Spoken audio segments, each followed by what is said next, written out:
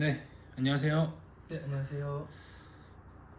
자기소개 한번 부탁드리는데 전적대 학교랑 네, 학과, 네. 그다음에 이번에 합격한 대학교, 1차 합격한 대학교 있으면 1차 합격한 대학교도 말씀해 주시고, 그다음에 최종 등록한 대학교와 학과도 말씀해 주세요. 저는 우선 부산대, 경북대 둘 중에 하나의 학교를 다녔었고, 그 다음에 사범대학을 다니고 있었습니다.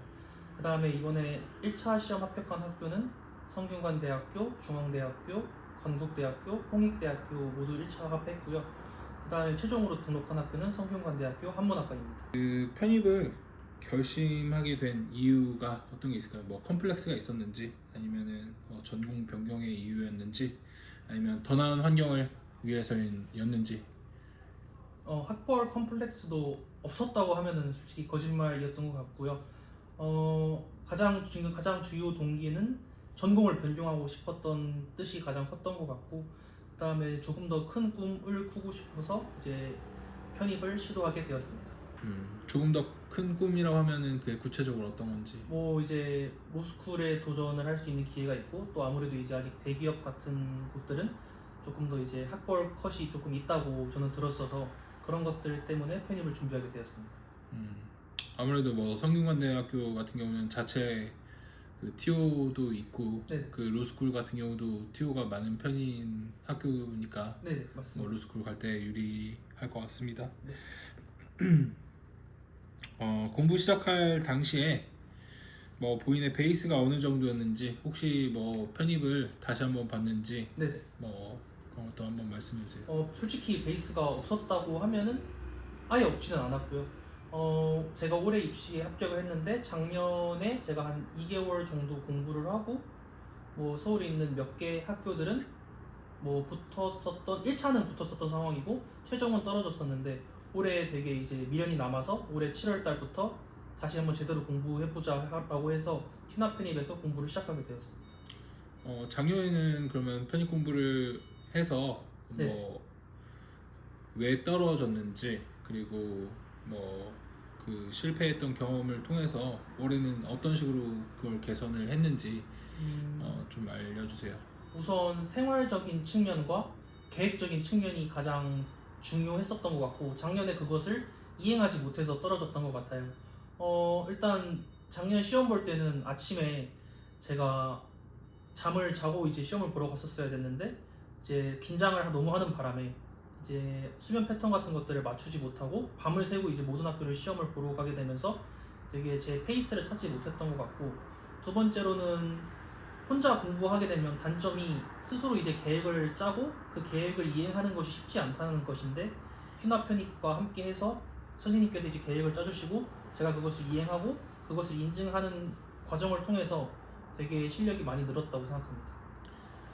작년에 기출 성적과 올해 기출 성적이 어느 정도 혹시 차이가 있는지, 예를 들어서 성균관대학교라고 하면은 네네. 몇 점 정도가 대충 차이가 날까요? 평균적으로? 작년에 성균관대학교 1차부터 떨어졌었고 올해는 다 붙었는데, 작년 기준으로는 잘 나오면 70대 초반 정도였던 것 같고, 올해 같은 경우에는 잘 나오면 80대 중반까지도 나왔었던 것 같습니다. 그럼 10점 이상 올랐다고 볼 수도 있겠네요. 네, 맞습니다.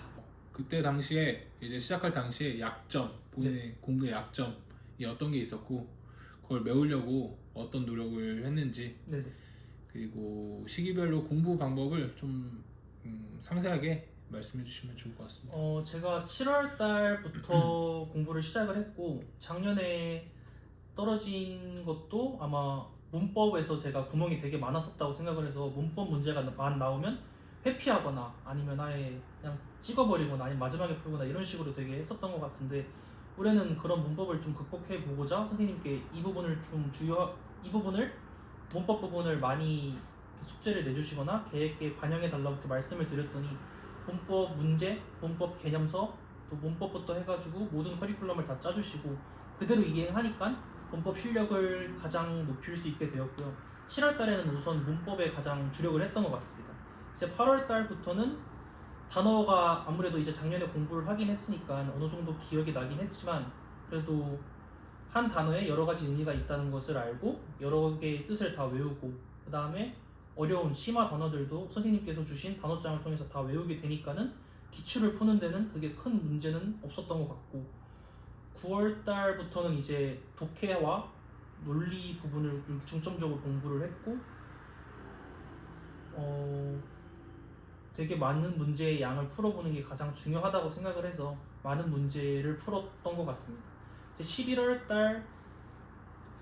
달에는 이제 마지막 총 정리하는 부분이 가장 중요하다. 기출을 풀기 전 총 정리하는 기간이라고 생각을 해서 그 부분에는 단어 제가 지금까지 외웠던 걸 까먹지 않으려고 되게 다시 노력을 하는 단어장을 이제 몇 번 회독하는 그런 과정들을 거쳤고요.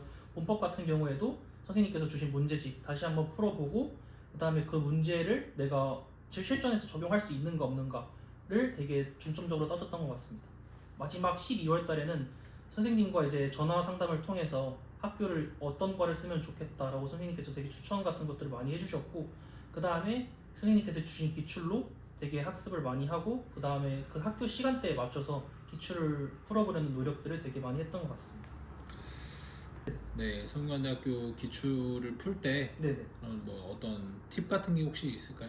뭐 일단 50문제 90분이라는 조건이 있는데 90분이면은 솔직히 되게 페이스가 중간에는 처음에는 좋다가도 이제 중반부와 후반부에 좀 되게 퍼지고 막 딴 생각 나기도 쉽고 이제 또 특히 올해나 또 문제가 또 어려웠기 때문에 이제 당황하는 학생들이 되게 많았을 텐데 일단 첫 번째로 독해와 그 다음에 독해를 들어가기 전 단어와 문법 파트에서 최대한 빨리 문제를 풀고 그리고 신속하고 정확하게 문제를 푸는 것이 중요하다고 생각합니다. 그래서 단어와 문법의 난이도는 그렇게 높지 않으니까 그 부분을 되게 신속하게 풀고 최대한 이제 정확하고 신속하게 독해 파트로 넘어가는 게 가장 중요하다고 생각합니다. 어느 정도 뭐 분 같은 걸 혹시 정해 놓은 게 있나요? 뭐 단어는 몇 분까지 풀어야 한다. 네. 단어는 보자마자 이제 바로바로 이제 답이 나올 수 있을 정도까지 가야 되고 그 부분은 이제 선생님께서 주신 단어장을 기준으로 해서 그 부분만 다 외우면은 문제를 푸는 데는 큰 무리는 없을 것 같습니다. 그리고 문법 같은 경우에도 이제 보자마자 이제 읽자마자 문제를 되게 막 빨리 풀 수 있어야 되고 그래서 저는 단어와 문법에서 거의 5분을 절대 넘기지 말자라는 마인드로 문제를 되게 빨리 풀었던 것 같습니다. 단어부터 문법까지 예, 맞습니다. 다 푸는데 네, 이게 한 10문제 되잖아요. 네네, 5분 넘기지 않는다. 네. 좋은 것 같습니다.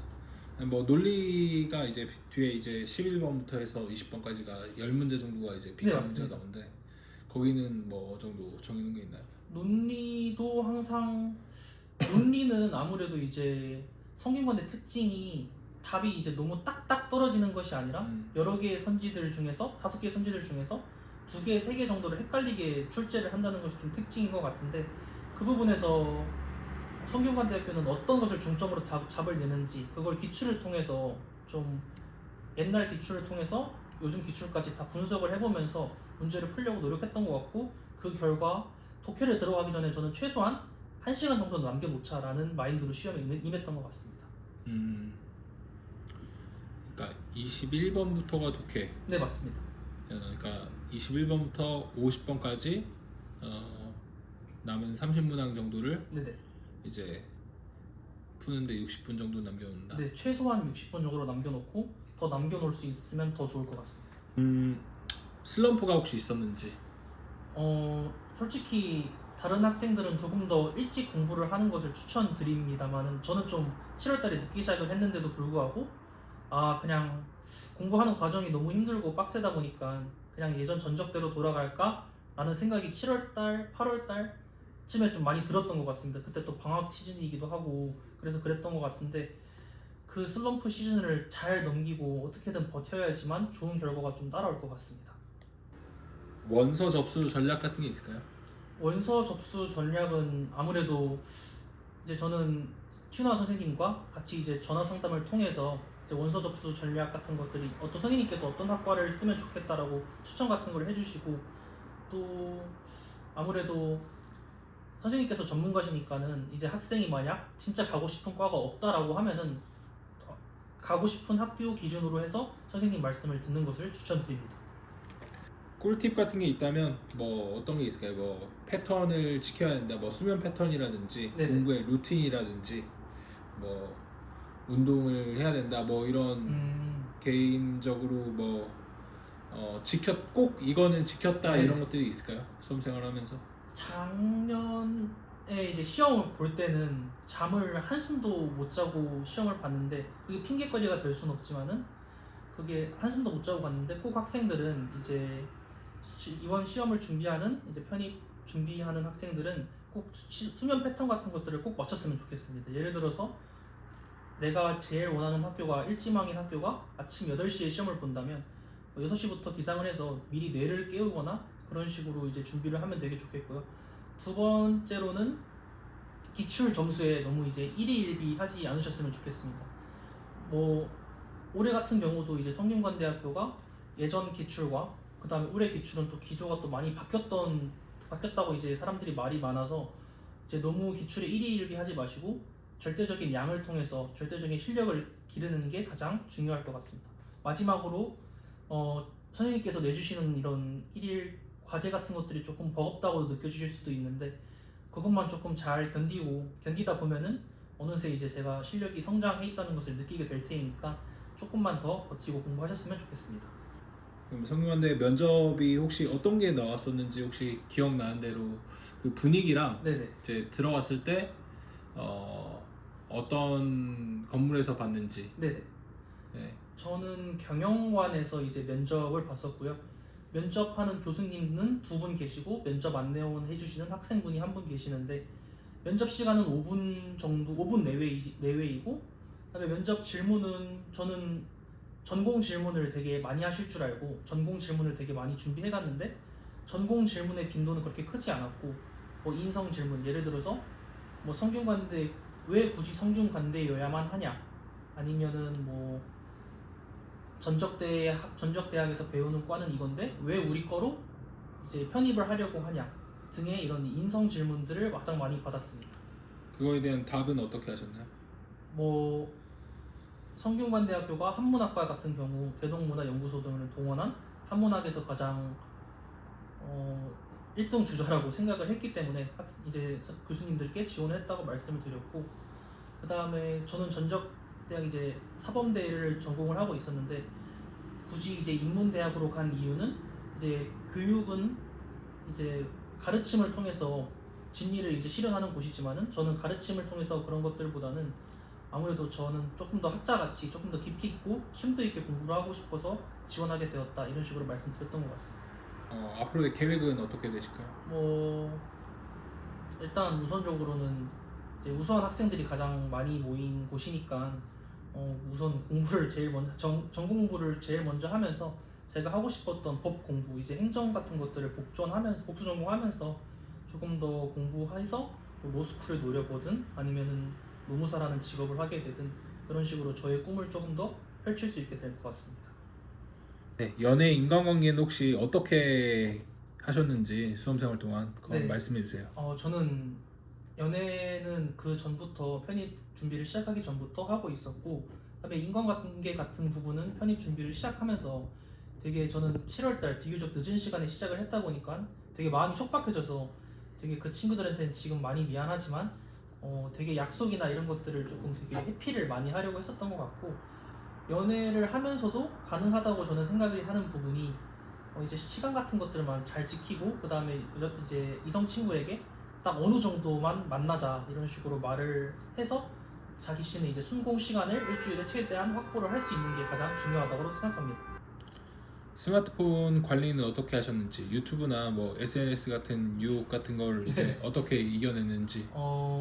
저는 이제 선생님께서 이제 열풍타로 항상 이제 매일매일 인증을 하라고 말씀해 주셔서 열풍타를 켜게 되고 그다음에 또 열풍타의 홍보는 아닌데 기능 중에서 휴대폰 다른 어플리케이션을 켜게 되면은 그 시간 중간이 살짝 멈추게 되어 있는데 그거를 최대한 활용하려고 노력을 했었던 것 같고 그다음에 저는 근데 휴대폰을 통해서도 덕을 본 게 휴대폰을 보면서도 뭐 이제 어디 왔다 갔다 하는 시간에 되게 최대한 단어나 문법 같은 독해는 좀 솔직히 좀 어려울 것 같고 단어나 문법 같은 것들을 최대한 많이 보려고 했었어서 그래서 최대한 그 다른 이제 유혹거리가 생각이 안 나게 좀 영어로 하루 종일을 좀 많이 채웠던 것 같습니다. 핸드폰으로 뭘 봤다는 거예요? 그 교재를 열어서? 네 파일 맞습니다. 열어서? 파일 열어서 PDF 파일 열어서 PDF를. 선생님께서 카톡으로 이제 PDF 파일 보내주시면 그걸 통해서 왔다 갔다 계속 이렇게 보면서 공부했던 것 같습니다. 합격했을 때 네네. 그 순간이 기억이 나시나요? 네, 아직도 지금 그 순간이 너무 생생해서 지금 거의 이제 한 달 가까이 돼가고 있는데 아직도 좀 되게 기분이 좋은 순간이었는데요. 그 당시에는 제가 며칠이었죠 그때가? 원래 성균관대가 2월 6일 발표 예정이었는데 2월 4일 날 조기 발표했습니다. 이틀이나 빨리 했네요. 네네. 그래서 저는 해외에서 이제 확인을 했었는데 이제 해외에서 되게 막 소리를 지르고 되게 기쁨의 함성을 질렀던 그런 순간이 있습니다. 아직도 기억하면 되게 좋은 것 같습니다. 편입이 정말 도전할 가치가 있다고 생각하시는지? 솔직히 말씀드리면은 이제 많은 분들이나 학생들이 뭐 일반 문과는 힘들다 뭐 아니면 뭐 그런 식으로 되게 부정적으로 말씀을 하시는 것 같은데 저도 그 부분에 대해서는 일정 부분에 되게 동의를 하고요. 하지만은 자신이 정말 열심히 이제 1년 동안 갈아 넣어서 이제 역전할 수 있는 기회가 있다면은 저는 꼭 한 번쯤은 이제 학생분들께 해보라고 말씀을 드리고 싶습니다. 이렇게 열심히 해서 성취감을 얻어서 그것을 바탕으로 이제 더 나은 미래, 더 멋있는 꿈 이런 것들을 통해서 정진하시면 좋을 것 같습니다. 마지막으로 하고 싶은 말 있으면 한번 말씀해 주세요. 이제 보통 이제 학생들이 가장 많이 뭐 수험 카페나 학생들이 가장 많이 하는 말이 일반 문과는 헬이다 지옥이다 하지 마라라는 말이 되게 많은데 저도 그것에 대해서 어느 정도 공감을 하고는 있지만은 정확한 계획과 플랜과 이제 직접 성균관대 합격하신 선생님께서 지도해 주시는 것만 잘 따라간다면은 저는 어느 대학이든 학생이 목표하는 대학에 충분하게 도달할 수 있다고 생각하니까 힘들더라도 조금만 더 참고 열심히 이제 끝까지 정진하셨으면 좋겠습니다. 네, 수고하셨습니다. 네, 감사합니다.